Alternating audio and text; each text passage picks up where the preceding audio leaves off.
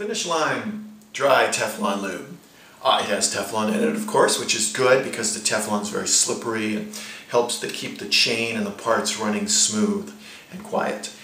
It's a dry style lube, which means it's best suited for drier conditions, parts and chain, etc. Wet, but then dries. The penetrant will get the lube where it's needed to go inside all the parts and the working mechanisms, and then the penetrant evaporates and leaves behind the lubricant in a dry state, which is very important because if you're riding in dry conditions, typically it's dusty or dirty, you don't want a wet, oily style lube there that's going to attract and absorb dirt into your parts and make them all dirty and ugly and not work so well.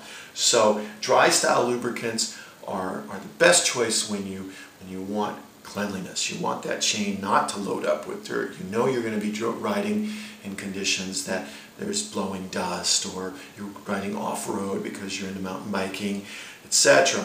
So excellent choice there. The downside to dry Teflon lube, if there is one, I think, is that it's not super water resistant. So if you know you're going to be riding in wet conditions, you're going to want to use a wet style lube. Our wet lubricant is a great choice.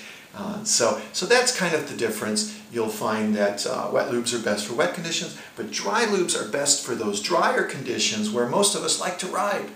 And so consequently, this is our most popular product in the lubricant line, and just a great choice. We always encourage people to start with dry lube and then see how it works. So if you lube up with dry Teflon lube and you notice, oh, you know what, it's washing off because I'm riding in the rain a little more than I thought it would, well, then go to wet lube. And wet lubricant you can put right over the dry lube. You don't have to strip it, they're compatible. Or say you're riding with the dry lube and you're like, man, you know what, it's still getting a little too dirty too fast. I'm like doing all these rides out at Moab or in these places where it's really dusty and dry.